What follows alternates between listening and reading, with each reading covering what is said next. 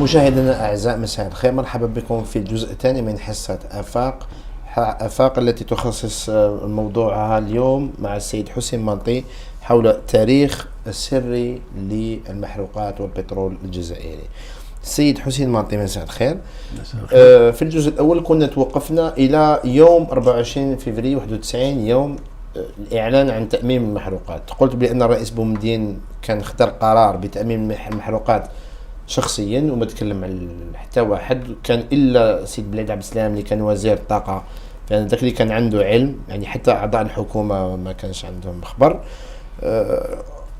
غد من ذاك يعني يعني 25 فبراير 25 فبراير 71 كيفاش كانت الكليما au sein de la Sonatrach؟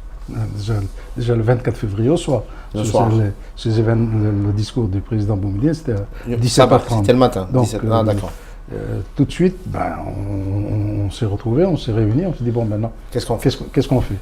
Alors, il se trouve que le ministre de l'énergie, Abdeslam, n'était pas présent à Alger. En plus de ça, il était à Tripoli où il y avait une conférence entre les ministres des pétroles de l'Irak, de l'Arabie Saoudite, la Libye et l'Algérie.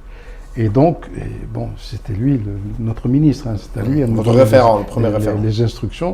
Donc, qu'est-ce que nous allons faire entre-temps? Bon, la première des choses que l'on a faites, c'était déjà de nous répartir les tâches. C'est une chose que l'on avait faite quelques mois auparavant, quand on sentait que ça allait venir, donc on s'était un peu réparti les tâches. Il y avait un côté commercial, le côté technique, le côté... Alors, le ministre était à Tripoli. Le ministre était donc absent ce soir-là. Donc, on s'est retrouvés entre nous et on s'est réparti les tâches. Donc, il y avait un côté juridique, un côté commercial, le côté technique et et il y avait la coordination un peu de tout cela. Bon, le côté technique, nous étions trois. Il y avait Abdelmajid Ben Ali Sherif, Hassan Mefti et moi-même. Abdelmajid Ben Ali Sherif était responsable des champs pétroliers qui se trouvent dans le sud, tout à fait au sud, dans la région d'Inaménas. Moi, personnellement, j'étais responsable de ceux de la région de Hassim Saoud Hassim Remel. Et Hassan Mefti avait été désigné comme responsable des oléoducs, donc de tout le transport terrestre. Au plan commercial, c'est Nordin El Hossein qui était le directeur commercial de la Sonatrach qui prenait les affaires commerciales en main.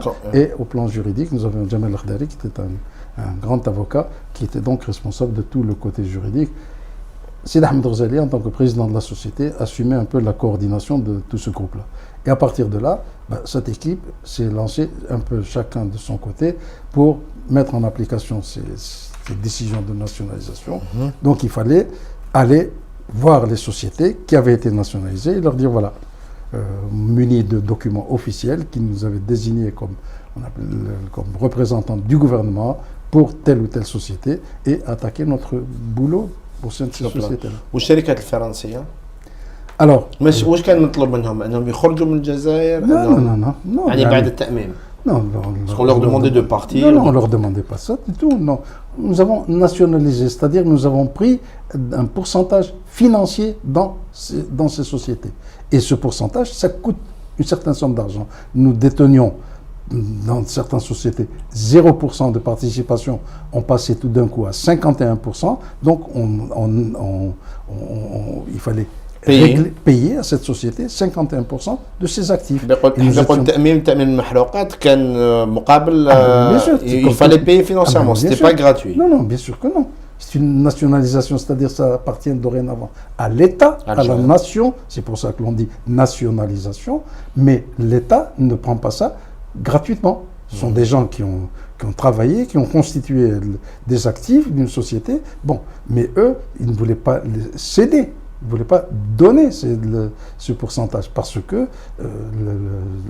ils considéraient que le pétrole algérien leur appartenait, que c'était à eux, et c'est tout. Et vous, les Algériens, ça ne vous concerne pas. Bon, on vous paye un impôt et voilà, et c'est tout. C'est tout. Et puis ça a fonctionné حتى 73. Et donc à ce moment-là, il fallait aller dans les sociétés et agir en tant qu'actionnaire, en tant qu'associé. Nous allions en tant que représentants de l'État algérien au sein de telle ou telle société, dites je suis le représentant de l'État. Dorénavant, c'est moi qui l'actionnaire majoritaire. Je suis le représentant de l'actionnaire majoritaire et dorénavant, c'est moi qui gère cette société parce que je détiens 51%. Et l'estimation de ces actions, de ces 51% venait de l'entreprise étrangère ou vous imposiez le prix que vous arrangez? Nous avions fait nos propres calculs auparavant. Et nous aurions bien aimé qu'eux aussi arrivent et acceptent déjà le principe de la nationalisation. Et à partir du moment où ils auraient accepté le principe, on serait entré dans une négociation de chiffres. Évidemment, comme dans toute... C'est un véritable marchandage. Hein, quand vous voulez acheter un bien immobilier, bon, le vendeur vous propose tant, vous proposez tant, puis vous négociez, puis vous vous mettez d'accord. Ça se fait comme ça c'est comme ça que l'on aurait souhaité que ça se passe. Mais eux ne voulaient même pas de cette négociation parce qu'ils ne nous reconnaissaient pas en tant que partenaire et en tant que nouvel actionnaire. Ils disaient non, c'est à nous et c'est tout. Vous êtes... من بعد تأميم الشرع راحوا هذه الشركات الأوروبية ولا قعدوا؟ Ça, c'était notre crainte. Nous avions peur qu'elles retirent leur personnel. Et si elles retiraient leur personnel, évidemment, c'est toute l'industrie pétrolière algérienne qui s'arrêtait. Et avec toutes les conséquences que l'on peut imaginer, des conséquences catastrophiques. Et ça s'est fait comment? Ça ne s'est pas passé, mais néanmoins, ces sociétés-là, elles exploitaient le pétrole, donc elles avaient leur personnel qui était sur les champs, c'était leur personnel, dans lequel tout ce qui est direction, c'était des Français, tous les postes de direction étaient tenus. Et ensuite, bon, le très bas dans l'échelle, dans la hiérarchie de la société, on trouvait des Algériens, mais qui n'avaient pas les compétences voulues, ni l'expérience voulue. Et puis, on ne pouvait pas dire, monsieur, allez hop, c'est pas comme ça que ça se passe. Elles avaient leurs clients à qui elles vendaient ce pétrole. On avait beau écrire aux clients en leur disant dorénavant ce que vous êtes en train d'acheter c'est notre pétrole, ils s'en foutaient, ils disent non. Ils avaient des contrats avec telle entreprise. Sûr. J'ai signé avec tel acheteur et cet acheteur quand il prenait le pétrole algérien, il payait auprès d'une banque que la compagnie, c'est sa banque à elle, qui pouvait être une banque située en France, aux États-Unis, au Luxembourg, je ne sais où. Et elle disait, vous virez à tel compte, comme dans toute transaction commerciale. Et vous avez fait comment? Il fallait mettre la main sur tout cela. Il fallait mettre la main sur ces réseaux commerciaux, sur les réseaux financiers, prendre les choses en main, tout simplement. Vous avez pu le faire en combien de temps? On a pu le faire, ça a été extrêmement difficile. Parce qu'évidemment, on se heurtait à un mur d'incompréhension. Nous disions, nous sommes disposés à collaborer avec vous, à travailler avec vous, etc., et à vous indemniser pour la partie que l'on vous a prise. On va remplacer Total, par exemple. Ce ne sera plus Total toute seule, mais on va créer une filiale mixte entre Total et Sonatrach qui va s'occuper de la gestion de Hassim Saoud, puisque Total travaillait sur Hassim Saoud. Et dans cette société mixte, vous détenez 49%, nous détenons 51% d'intérêt. Et le pétrole que produit cette société, 49% est pour vous et 51% est pour nous. Ils n'ont pas accepté Total? Non, ils n'ont pas accepté pendant des mois. Après? Et alors, bon, il y a eu d'abord les oppositions. Et ensuite, on est arrivé à la situation de retrait du personnel. Et là, le jour où ils l'ont fait, on ne nous a pas accordé 15 jours ou 3 mois ou je ne sais trop quoi. C'était un jeudi matin. J'étais responsable donc de la CFP, la compagnie française de pétrole qui est devenue Total. Et leur représentant à Alger, leur directeur à Alger, me dit, monsieur Gourgouillon, je connais très bien le nom et la personne, arrive demain à Alger, il voudrait vous rencontrer pour discuter avec vous d'un certain nombre de questions. Bon, moi je m'attendais à des questions de routine, technique. Ce monsieur arrive de Paris, était accompagné de 2 autres personnes, un financier, un juriste et le représentant à Alger. Et je me suis retrouvé face donc à ces 4 personnes et il me dit, monsieur Malti, ça c'était le 31 mai de 1971. Il me dit, ça fait maintenant... 3 mois après la nationalisation. Non, le 30 avril, le 30 avril. Il me dit, ça fait maintenant 2 mois et quelques que vous avez nationalisé les pétroles.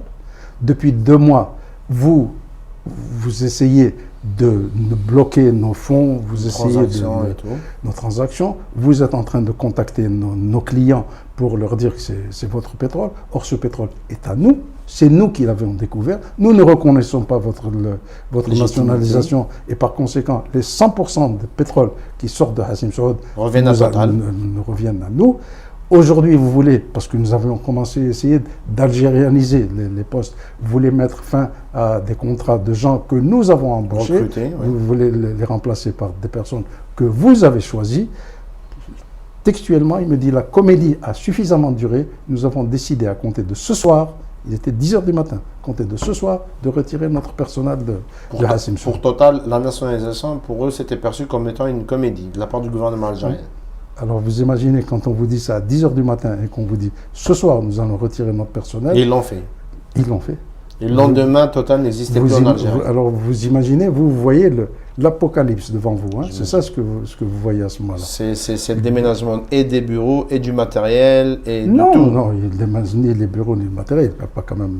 Ils ont tout laissé. Non, ils ont tout laissé, mais ils retirent le personnel. C'est-à-dire les gens qui travaillent. Qui font fonctionner les machines. Bien sûr. Si vous les avez plus, ces gens-là, comment vous allez faire? Comment vous avez remédié à cette situation?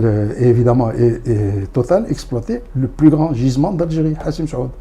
Et il nous dit ça à 10h du matin. Bon, vous avez informé vos supérieurs? Bien sûr, j'ai informé, je suis allé voir Bled Abdeslam et je lui ai dit, voilà. Il a réagi comment? En plus de ça, le représentant de Total me dit, ceci étant, je lui dis, vous voulez retirer tout votre personnel. Ils avaient 800 personnes qui travaillaient sur Hassim Saoud. Oui. Le personnel d'Alger, on ne le compte même pas. C'était de l'administration. C'est de l'administration. Mais les techniciens, les vrais, eux, ils étaient sur le champ de Hassim Saoud. Je lui dis, tout le monde. Il me dit oui. Je lui dis, y compris les Algériens? Il me dit oui. Je dis, mais enfin, c'est pas possible.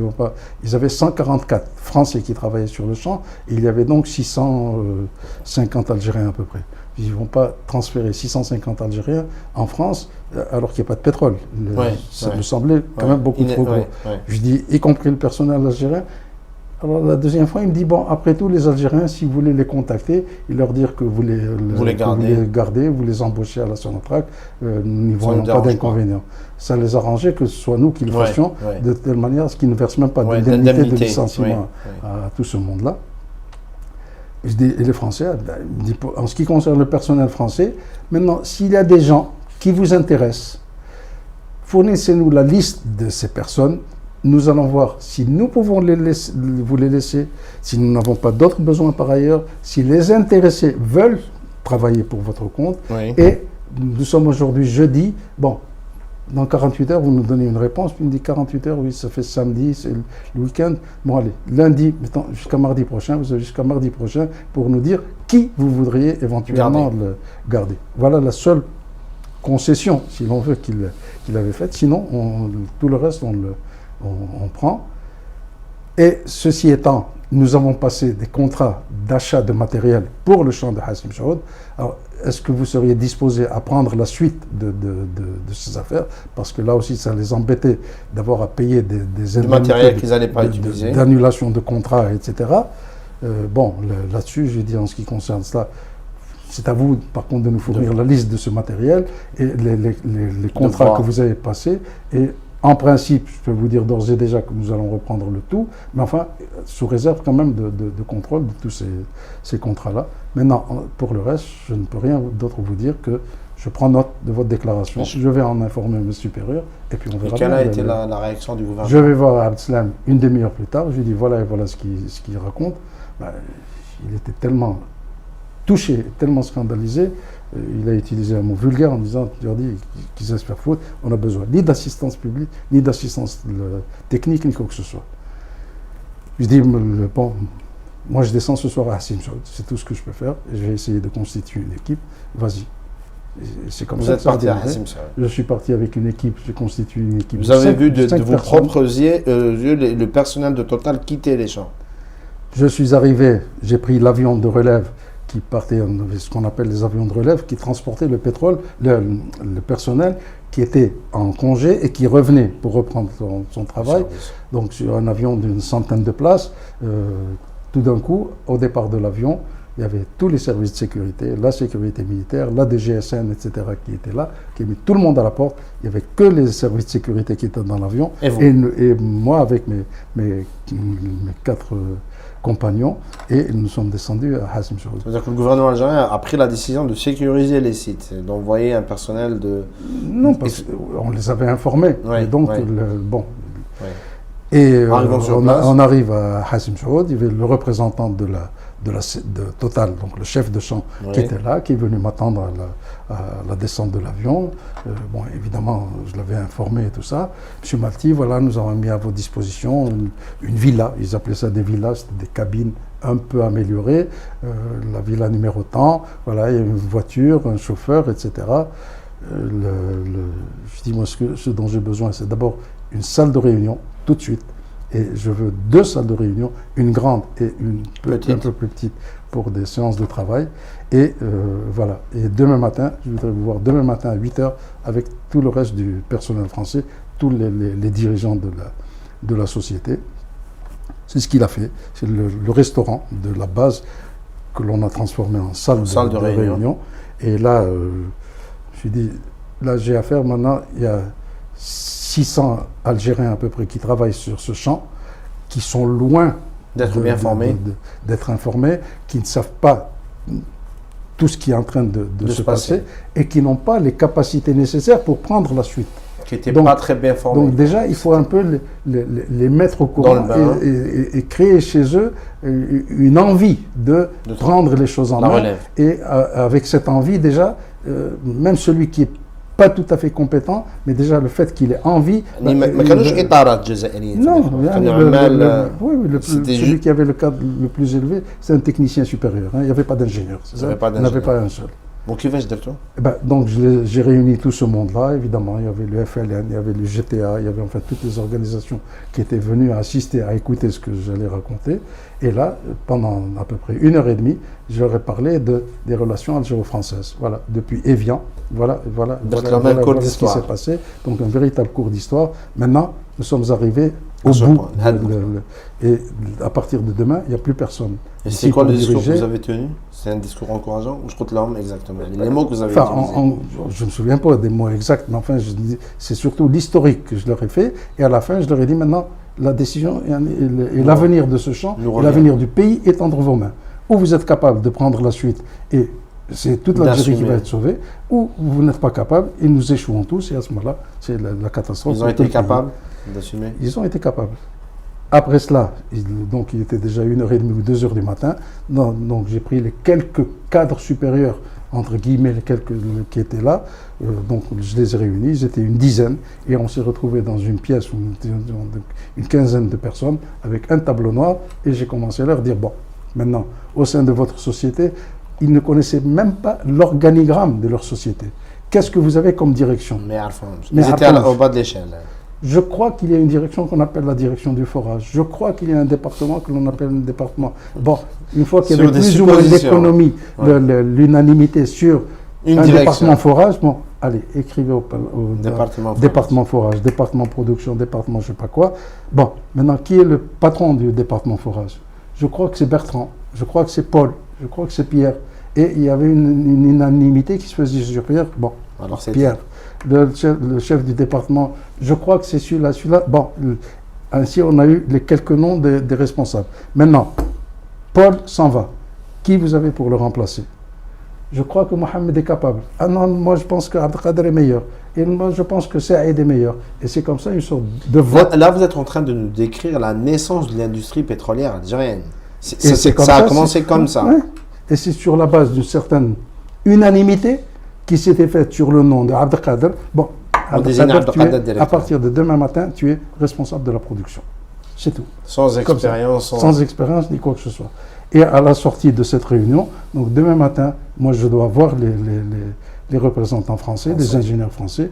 Je vais discuter avec eux. Vous allez constituer vos équipes, allez vous pointer chacun dans son secteur pour prendre les choses en main. Ils ont été à la hauteur de vos espérances? Cette réunion s'est terminée à 6h du matin.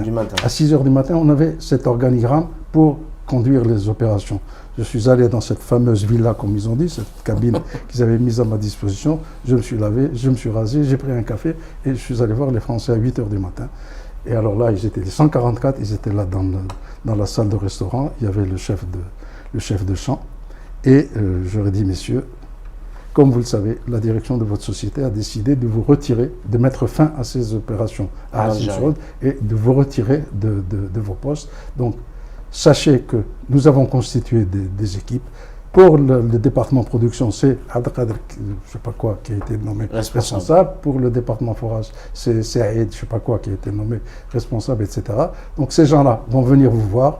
Alors, je vous en prie, transmettez-leur du mieux que vous pouvez les consignes, ce que vous avez fait, ce que vous prévoyez de faire, etc. Et puis, voilà. Ils m'ont regardé. Monsieur Malti, comment vous allez faire fonctionner les appareils de forage? Monsieur Malti, comment vous allez faire fonctionner la centrale à bout? Monsieur Malti, comment vous allez faire pour telle chose?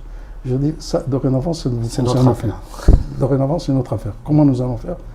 On verra comment nous allons faire. Maintenant, sachez que est-ce que l'on peut prendre contact avec Paris pour organiser notre départ? Oui, vous pouvez prendre contact avec Paris. Il y a des ouvriers ou des responsables français qui ont préféré rester? Ils sont tous partis. Et en même temps, je dis aux Algériens, à la sortie de cette réunion, je dis, écoutez, parmi ces gens-là qui vont partir, donc les 144 qui vont quitter le champ de Hassim Saoud, il y en a qui ont aimé ce pays et qui vont être touchés parce qu'ils quittent ce pays. Il y en a au contraire qui ont haï ce pays et qui peut-être vont essayer de fêter leur départ. Il y a ceux qui vont se poser des questions sur leur avenir. Je rentre à Paris, qu'est-ce qui va se passer? Qu'est-ce que je vais faire? Est-ce que ma boîte va me garder? Est-ce qu'on va me licencier? Est-ce qu'on va m'envoyer en Irak? Donc tous ces gens-là vont être dans des situations absolument anormales. Alors, je vous en prie, évitez tout accrochage, évitez toute étincelle, tout conflit avec eux. Et je ne veux pas qu'ensuite on dise qu'il y a eu... Vous avez encore à supporter cette situation pendant 24 heures, 48 heures, je ne sais pas le temps que prendra l'évacuation de tout ce personnel. Et donc, soyez dignes pendant ces... Je vous assure que ça a porté. Parce que, effectivement, on les a vus. Donc, à partir de ce moment-là, ils ont commencé un peu à faire leur bagage, à faire le chef de champ, lui, a pris contact avec Paris. C'était Telex sur Telex qui partait sur Paris, un Telex dans un sens, un Telex dans l'autre. Et finalement, quelque part dans le courant de l'après-midi, vers 4 heures, il vient me voir, il me dit, Paris nous envoie 2 avions. Il y a un avion qui arrive vers minuit pour prendre une première équipe, et un deuxième avion vers 4 heures du matin pour prendre une deuxième équipe. Tout le monde. En 48 heures, alors, donc dans le courant de la nuit, à minuit, alors entre-temps, il fallait aller voir les services de police, il fallait aller voir les services de douane. À Hassim Saoud, ils n'étaient pas habitués, ce n'était pas un point de sortie du territoire. Donc il y avait des policiers, mais qui n'étaient pas habitués, ce n'est pas l'aéroport d'Alger ou de Constantine ou je ne sais trop quoi. Ce n'est pas une police de frontière. Ce n'est pas une police de frontière. Donc il fallait les informer. Je suis allé voir le patron de la sécurité de la DGSN pour là où il y a des oasis, pour dire il faut organiser tout cela. Il y avait en plus, sur les 144 personnes, il y en avait 17 qui vivaient en famille, qui avaient leurs épouses, avec eux là-bas, avec leurs enfants, et qui avaient des voitures. Donc ces gens-là ne pouvaient pas prendre l'avion à cause de leur voiture. Ils voulaient partir par la route. Et dans les contacts avec Paris, les contacts du chef de champ, il avait été décidé qu'ils seraient évacués par la route vers Tunis. Et que c'est de Tunis qu'ils embarqueraient sur un bateau vers Marseille, même pas depuis Alger. Donc il fallait organiser également la sortie du territoire algérien de ce convoi de 17 voitures. Donc je vais voir le directeur de la police. Il me dit pas de problème, il me dit mais une fois qu'ils arriveront à la frontière, du côté de l'Oued, il me dit ils vont pas les laisser passer. Je dis qui? Les Tunisiens? Il me dit non, les nôtres. Je lui dis ils dépendent de toi, il suffit que tu leur donnes des ordres. Il me dit oui, mais ils ne sont pas habitués, ils n'ont jamais vu, ils voient un gars passer de temps en temps, et là tout d'un coup ils voient 17 voitures, etc. Je dis, bon, est-ce que vous pouvez leur organiser tous les contrôles de police ici, au départ de Hassim Saoud? Oui, mais ils vont traverser 350 km à travers l'Algérie. Bah, je dis, il suffit de les escorter. Hein, ils ne vont pas s'échapper, ils vont prendre leur voiture et ils partent. Si vous n'avez pas confiance, je dis, vous mettez une voiture devant, une voiture. Et nous, on n'a pas de voiture. On vous donne de des voitures à Sonatrach pour les accompagner. Alors, avec lui, j'ai réussi. Ouais. Quand je suis allé voir le patron des douanes, en lui disant, les gars partent ce soir. Et il me dit, moi je ne peux pas moi, j'ai pas les moyens pour les fouiller. Je dis, écoute, tout ce qu'ils emmènent, c'est le qashin tahom, etc. Moi, ce qui m'importe, ce sont les documents. C'est les papiers de Hassim Saoud. Ça, il ne faut pas que ça parte. Maintenant, qu'est-ce qu'ils vont ramener d'Algérie? Éventuellement, ils vont acheter des bricoles ou je ne sais pas quoi. C'est pas ça qui va... Des souvenirs. Des souvenirs. Mais même pour contrôler les papiers, c'est moi qui ai fait le douanier toute la nuit. J'ai passé la nuit à l'aéroport, il m'a amené dans une chambre, il prenait les valises, il me ramenait la valise dans la chambre. Auparavant, j'avais dit aux ingénieurs français, je vous en prie, évitez des désagréments. Évitez-vous des désagréments, évitez-nous d'être désagréables avec vous. Vous allez être fouillés à l'aéroport. Je ne veux pas qu'il y ait un document se rapportant à Hassim Saoud qui quitte le territoire algérien. Alors, ne nous obligez pas à en arriver là, à vous saisir des papiers et à créer des sur les champs pétroliers, comment ça, la relève au lendemain? Alors, le lendemain, pas une seule seconde. Et c'est ça ce qui notre grande réussite. Vous l'expliquez comment? Parce que le plus haut fonctionnaire que vous avez, c'était un technicien supérieur. Il y avait les quatre personnes qui étaient avec moi, c'était des ingénieurs. J'étais moi-même, je suis également ingénieur. Et toute la journée, je l'ai passé en voiture à faire la tournée à travers le champ de Hassim Saoud, d'une équipe à l'autre. Et là, comment ça va chez toi? Ça va, ça marche. Il me manque telle chose, j'ai pas ça. Qu'est-ce que je fais pour ça, etc. Donc les gars posaient des questions. Bon, quand je pouvais répondre à la question, fais ceci ou fais cela. Ça relevait du miracle quand même, non? Si l'on veut. Quand je ne réussissais pas, je dis, essaye de voir avec la Sonatrach, elle a des opérations à quelques kilomètres d'ici, peut-être qu'eux peuvent te dépanner pour telle ou telle chose. Essaye de... Voilà, c'est un peu comme ça. Et là, ça démontre que, par exemple, quand des Jazairiens, ils ont la capacité de le faire. Bien sûr. Quand on veut le faire, on peut le faire. Et le champ de Hassim Saoud produisait à ce moment-là 30 000 tonnes de pétrole par jour. Oui. Dès le premier jour, nous avons produit 18 000 tonnes. Le premier jour, la production est tombée à 18 000 et ce n'était pas en raison de la production, c'est parce que les enlèvements, parce que de l'autre côté, comme autre mesure de coercition qu'ils avaient prise contre les Algériens, ils avaient déclaré le boycott du pétrole, c'est pour ça que le terme de pétrole rouge, et donc il n'y avait pas d'enlèvement dans les ports à Arzeu, à Abjaïa, et par conséquent, vous avez baissé la... Ouais, donc on était obligé de baisser la production et au bout de quelques jours on est remonté à 30 000 tonnes et ça a marché. هنا في الكتاب تاعك تقول بلي ان بليد عبد السلام وزير الطاقه في ذاك الوقت خدا قرار انه يبني construire des bases pour sédentariser les ouvriers sur place.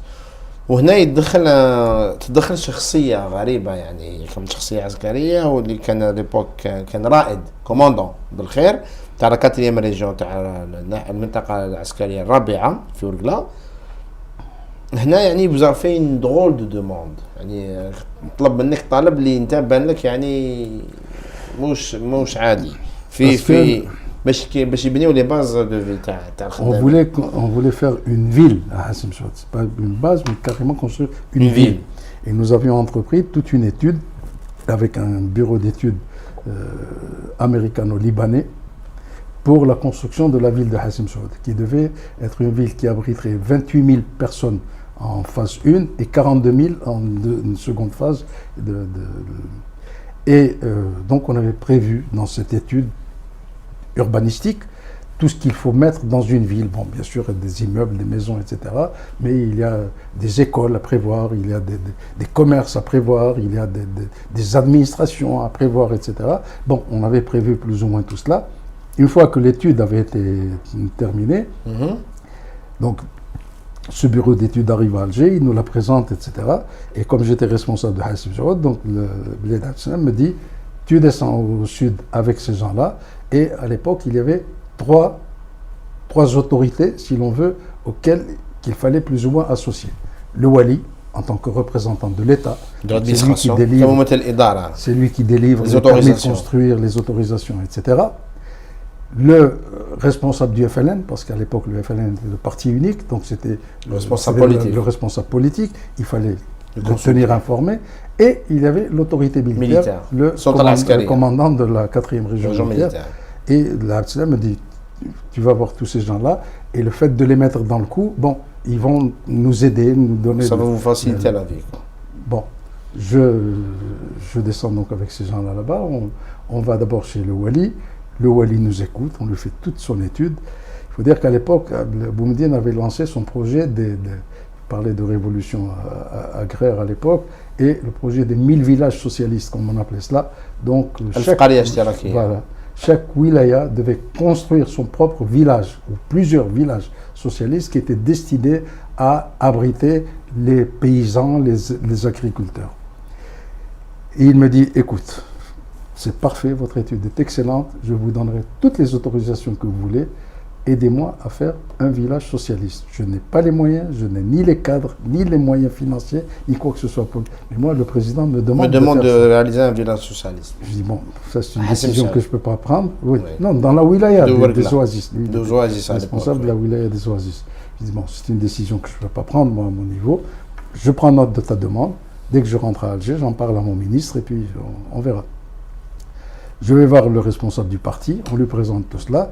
Il regarde tout cela, il me dit, et le siège du FLN? Le siège du FLN, il y a, je sais pas, des centaines d'immeubles que nous allons construire. Bon, ben, vous en prenez un, qui sera, vous y mettez le siège du FLN. Non, monsieur, il voulait quelque chose le siège du FLN, dans une ville industrielle. C'est quand même incroyable. Je dis, je prends note de votre demande. Et on va voir le commandant de la 4e région militaire.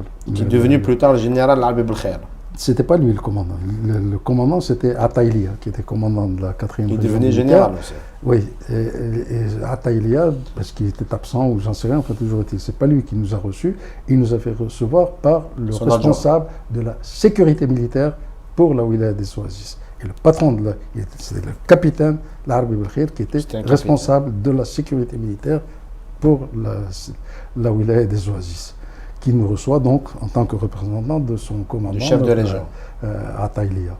On lui expose tout notre projet, il regarde, il me dit, Nsitul Habs, vous avez oublié la prison. Ce monsieur, nous étions en 1972. Oui, ce monsieur en 1992, 20 ans après, il a été ministre de l'Intérieur. Oui. C'est lui qui a fait les camps de concentration, au Sahara, dans lesquels on a mis des gens qui étaient supposés, je dis bien supposés, appartenir au GIA, au FIS, etc. Hein? Il y a eu 30 000 personnes qu'il a mises là, dans ces camps au sud. Oui, une Française derrière les essais nucléaires. Il y avait certainement, parmi ces gens-là, il y avait certainement des gens qui étaient des excités, comme on dit, qui étaient prêts à prendre le maquis, etc. Mais ce n'était pas la solution. La solution, c'est la justice. Non, mais je suis certain que la grande majorité n'avait rien à voir. Ce sont des gens, parce qu'ils ont été pris à la sortie de mosquées, ils avaient été faire la... Il l'avait déjà... Et on l'a retrouvé quand il est devenu général et ministre de l'Intérieur en 92. Voilà. La même mentalité. Exactement. Au lieu qu'on ait une sécurité militaire ou des services de sécurité qui pensent à le Sénat ou l'industrie ou le progrès, on pense à construire des prisons. Une sécurité militaire qui est destinée d'abord et avant tout à défendre les intérêts du pays. Est-ce que les intérêts du pays consistent à construire des prisons? Quand vous prenez tous les services de sécurité à travers le monde qui s'appellent CIA ou qui s'appellent la DGSE ou la DST ou qui s'appellent MI6, ils défendent d'abord et avant tout les intérêts du pays. Les intérêts du pays sont vus, les Algériens de l'enfant Habs. Voilà. Et vous avez réagi comment à cette demande? Vous étiez surpris? D'abord, on a été choqués, bien entendu. Qu'est-ce que je pouvais dire? Oui, en 1972. Donc, je rentre à Alger, je vais voir mon ministre, je vais voir Abdeslam et je lui dis voilà le compte-rendu de ma mission là-bas, voilà ce qu'a dit le Wali, voilà ce qu'a dit le FLN, voilà ce qu'a dit le représentant de la 4e région militaire. Il m'a dit le village socialiste, je l'aurais fait. le siège du FLN, Ça. je lui aurais fait un palais s'il ماشي veut. مشكل mais الحبس Jamais je ne ferai de il n'a pas prison. accepté. Et on a annulé le projet de construction de Hassim Saoud, d'une ville à Hassim Saoud, à cause de ça. Monsieur Marati, est-ce que vous êtes au courant qu'aujourd'hui, en 2010-2011, le gouvernement, le régime algérien dit qu'il y a un projet de construction d'une ville à Hassim Saoud. Je sais. وهذا المشروع تاع انشاء مدينه حسيم سعود كان عندك انت شخصيا في سنه 72 وتوقف il a été annulé parce que سي بالخير اللي كان كابيتان à l'époque il a demandé à construire une prison. Exactement. يعني نحبسوا مشروع تنموي un projet de productif qui aura des bénéfices extraordinaires sur le pays à cause d'une prison. ولو كان ما قبلتوش الحبس كان ما يعطيكمش l'autorisation. Ah ben, je ne C'était sais pas, lui l'autorité je ne sais militaire. pas qu'est-ce qu'il aurait fait, je ne sais pas quelle réaction. Mais c'était tellement choquant pour tout le monde et pour le ministre en particulier qu'il a dit ça je ne le ferai jamais. Parce qu'évidemment il représentait l'autorité militaire. Comme vous dites, Abdeslam devait s'attendre à ce, s'il refusait cette demande, à subir des pressions où il aurait été obligé de faire une prison. Et في هذه المرحله من التاريخ يعني في بدايه السبعينات c'est là qu'on ressent un petit peu l'entrée en scène تاع les DAF. C'était pas encore ça, les DAF c'est plus tard. C'est un peu plus tard, mais هنا كان يبداو يدخلوا يعني يبداو des capitaines, des commandants اللي après ولاو des généraux. نعاودوا نولوا لهذا الموضوع من بعد سنه 73 لو شوك بترولي. الجزائر في l'OPEP مع le conflit entre la Ligue arabe et Israël, on décide de stopper la production. Techniquement, pour voir Hassim Saoud, c'était comment les répercussions de cette décision politique. Vous avez stoppé la production, effectivement? Non, stopper la production, non. On a diminué la production, c'est tout. C'est la décision qui a été prise par l'OPAEP. C'est l'OPAEP, c'est l'organisation Donc vous étiez des pays arabes conseiller... exportateurs pétrole. Oui. Pays arabes exportateurs de pétrole. C'est cette organisation qui a pris la décision. Qui était le parallèle de l'OPEP des pays arabes. Oui. Donc c'est cette organisation qui a pris la décision de baisser la production pétrolière de tous les pays arabes. D'abord de 5%, puis au bout d'un mois de baisser ensuite à 10%, et normalement ça devait baisser de 5% chaque mois jusqu'à ce que il y ait satisfaction de manière à faire pression sur l'Occident et essentiellement les Américains qui eux-mêmes auraient fait pression sur Israël pour que les Israéliens se retirent des territoires qu'ils ont occupés en 67 et qu'ils occupent encore jusqu'à ce jour. Donc alors nous, on a mis en application, on diminuait les quantités. Mais là où le système c'est un système vicieux, parce que nos clients, c'était qui? C'était les grandes compagnies mondiales. On produisait du pétrole que l'on vendait à BP ou à Shell ou à Esso ou je ne sais pas quoi, qu'ils distribuaient à travers le monde dans ces stations de service, etc. Ils venaient, ils prenaient leur quantité, ils disaient bon, nous prenons moins 5%, moins 10%, mais on continue à prendre, au lieu de prendre 100 000 tonnes, on n'en prendra que 90 000. Mais eux-mêmes, de l'autre côté, ont commencé à établir leur propre liste de priorités. D'accord. Donc, ils choisissaient leurs clients. Et comme ils fournissaient du pétrole également à des pays, et qu'est-ce qui payait l'addition? Finalement, c'est les pays les plus pauvres, c'est les Africains, ils décidaient tout simplement, nous avons moins de pétrole, et donc, vous, je sais pas. وحتى العام 73 يعني الشوك سنه الشوك البترولي الاحوال داخل سوناتراك يعني كانت شركه وطنيه عاديه تخدم مصالح الوطن. ما كنتش يعني تحس ان هناك يعني اطراف داخل الشركه تسرق دراهم ولا يافي دي كونترا كي تي ou des malversations. On n'a jamais ressenti jusqu'en 73. Non pas jusqu'en 73, jusqu'en 78. Parce que là, dans votre livre, vous dites qu'en 74, premier scandale à la Sonatrach, qui avait signé un contrat de 300 millions de dollars pour la construction de l'usine de liquéfaction d'Alger. Ça, c'est M. Zgar, ça c'est une autre affaire. وتقول بلي كان مسعود زكار يقال انه خدا une commission à hauteur de 2 700 000 dollars. Et c'était un des piliers du lobby algérien aux USA qui venait de tomber. Non, c'est pas un lobby, il n'est pas tombé. Non, M. Zgar, lui, c'était le seul qui était autorisé à faire des opérations de ce genre-là avec l'accord de Boumediene lui-même. Et c'est un argent, c'était une manière... Qui servait la caisse noire de Boumediene. Voilà. وانتم في 74 كاطارات داخل الصوت راك سمعتوا بهذه القضيه تاع 2,700,000 درهم؟ نو سمعتوا بها بلو طار؟ بيان بلو تار. فانتم ما سمعتوا بوالو. نلحقوا لسنه 79 وين الوفاه تاع الرئيس بومدين. Vous écrivez dans votre livre encore une fois, après la mort de Boumediene et bon, l'élection, la désignation de Chadli, vous écrivez que c'était la victoire de la médiocrité. Pourquoi? Le président de la République lui-même, qui a été nommé à ce moment-là, Chadli Benjedid, qu'est-ce qu'on en a dit? On l'a choisi parce qu'il était l'officier le plus ancien dans le grade le plus élevé.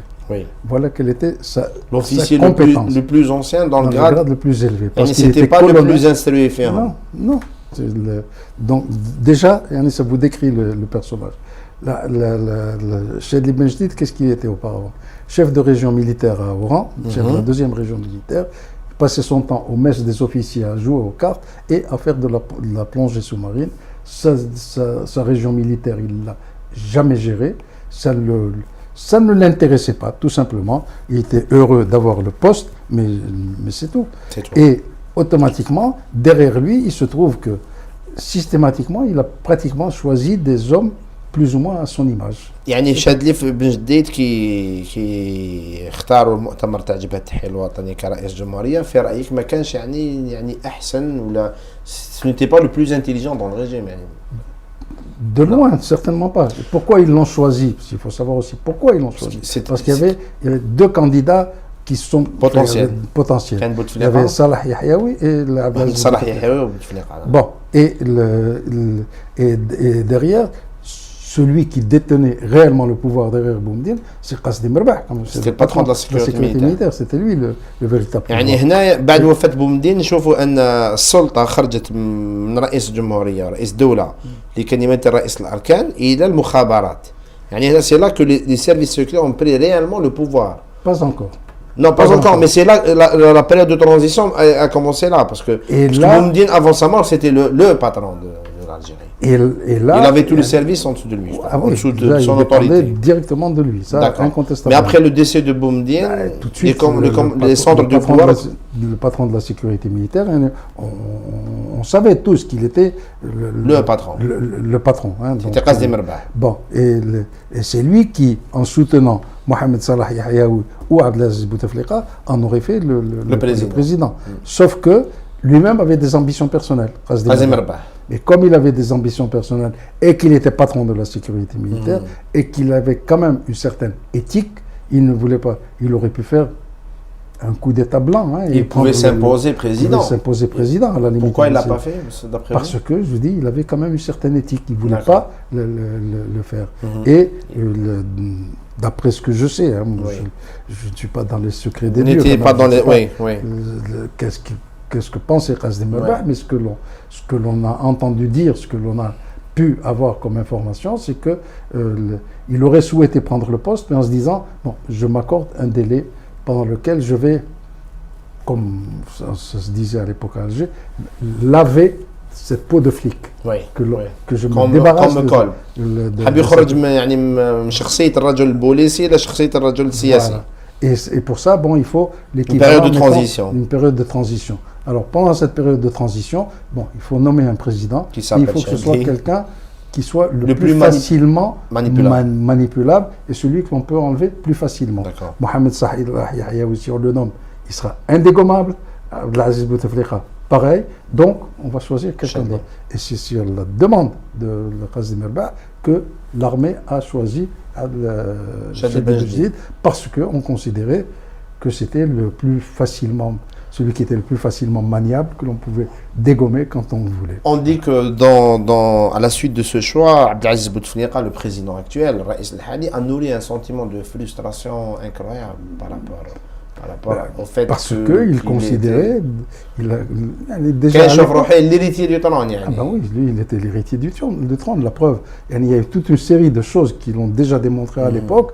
Boumediene avait été en traitement en Union soviétique. C'est lui qui est allé le chercher avec Taleb Brahimi. Et il l'a fait transiter par la France. Il s'est arrangé pour que son avion survole la France, alors que pour arriver de Moscou à Alger, on n'est pas obligé de survoler la France. On n'est pas obligé de survoler la France, de manière à ce qu'en survolant la France, il envoie un message au président Giscard d'Estaing, une manière de dire Il n'y a pas de problème. c'est moi le patron. C'est moi le patron.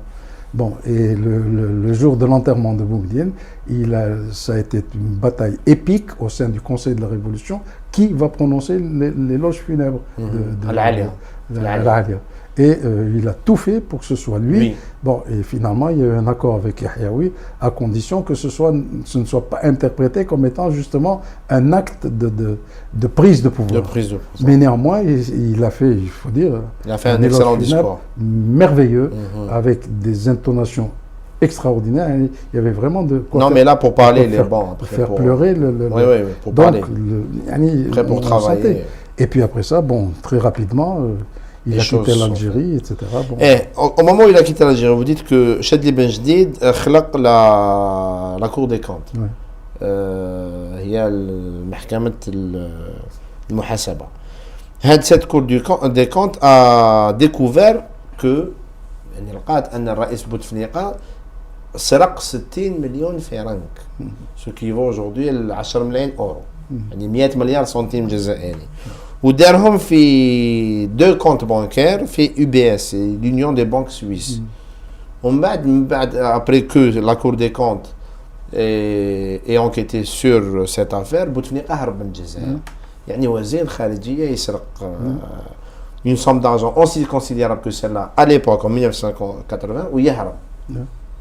Comment ça s'est fait? Vous étiez cadre à Sonatrach, vous avez entendu parler de cette affaire ou... Si, bien sûr. C'était même repris dans la presse. Oui, non, ça a été annoncé officiellement. Enfin, tout le monde le savait. Il savait qu'il y avait des enquêtes qui étaient menées par la Cour des comptes dans différents secteurs de l'économie. On savait qu'il y avait une enquête au niveau du ministère des Affaires étrangères et on a appris qu'il y avait des détournements, etc., etc. Tout ça a été connu. يعني كانت قضية تاع لي كاس نوار تاع وزارة الخارجية تاع القنصليات والسفارات وهذه القضية تاع 6 مليون فرنك. من بعد 10 ans 20 ans après هذا الراجل عاود ولا رئيس الجمهورية. Vous avez tout dit. C'est quand même incroyable. Oui. Mais est-ce qu'il y a eu un mandat d'arrêt contre lui pendant la décennie entre 80 et 90? Il a été condamné, bien sûr, par la Cour des comptes. On lui a demandé, bien sûr, de rembourser cet argent. S'il était resté en Algérie, peut-être que ça serait terminé même au pénal, j'en sais rien. Enfin, toujours est-il que ce n'est pas allé jusque-là. Puis, comme le but, il faut dire aussi que le but que visait Chadli Ben Jdid, c'est surtout de se débarrasser d'un concurrent potentiel. À partir du moment où il a quitté l'Algérie, bon, le but était atteint pour Chadli Ben Jdid, donc il n'a pas été au-delà dans ses recherches. انت في هذه المرحله كنت في ليبيا في طرابلس كنت مدير عام الشركه العربيه للخدمات البتروليه حتى سنه 82. من بعد سنه 80 دخلت الجزائر السي مالطي ولا ما دخلتش؟ سي بيان سور. كيفاش كانت عندك اخبار على سوناتراك هذه الشركه اللي انت ساهمت في تاسيسها؟ Parce que déjà en tant que directeur général de cette société, où j'étais à Tripoli, c'était une société créée par les pays arabes exportateurs de pétrole. L'Algérie détenait 10% des actions du capital de cette société.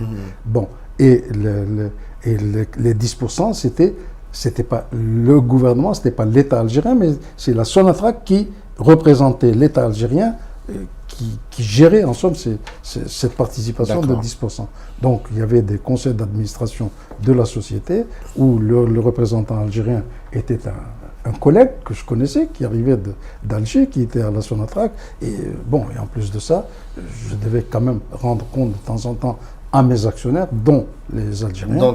Donc je faisais des déplacements à Alger où je voyais le ministre en poste et je lui disais voilà ce que l'on fait dans cette société. En fait, c'est mon rôle.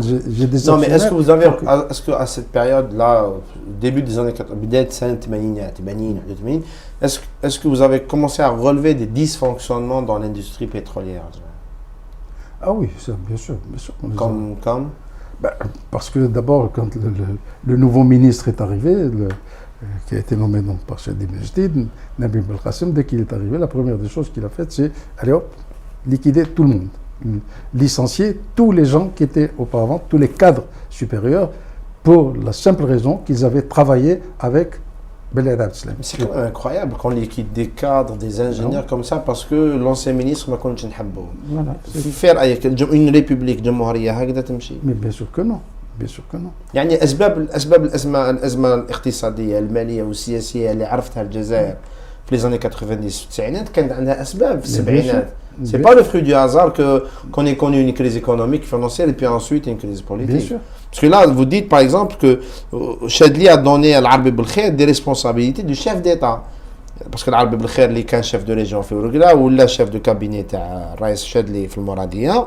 ورئيس شادلي كرئيس عطى العربي بالخير صلاحيات رئيس الجمهوريه هو ما ولاش رئيس هو يعني عايش حياته والشيف دو كابيني سي لوي كي جيري tout et vous dites que l'Algérie jusqu'à nos jours يعني حتى اليوم souffre des décisions inondines de Chadli et de son chef de cabinet. Bien sûr, parce que Chadli lui était désireux d'occuper le poste. Il était content de l'occuper, d'être président de la République, mais il ne voulait pas assumer les fonctions de président de la République. Oui. Probablement d'abord par incompétence, parce qu'il n'était pas capable de le faire, d'une part. Et puis, il n'a jamais été intéressé par la gestion des hommes, des affaires. Tout ça, ça ne le concernait pas. Il en avait fait la preuve, justement, en tant que chef de région militaire. Et la région militaire fonctionnait pratiquement sans lui. Et nommé président de la République, il a continué à travailler de la même façon. L'Arbi Belkhair, qui était son confident, et il a été chef de cabinet et puis secrétaire général de la présidence. La présidence, oui. On a profité pour grignoter petit à petit tous les pouvoirs. Une part du pouvoir.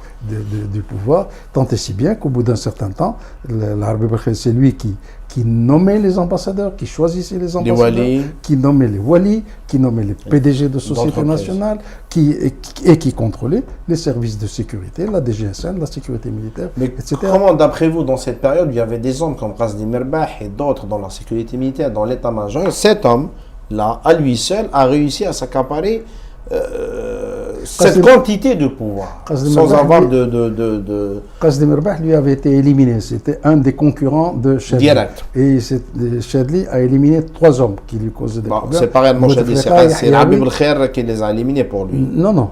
Enfin, il l'a aidé, certainement. Oui. Bon. Mais après ça, l'Arbi Belkhair, bien sûr, il n'était pas tout seul.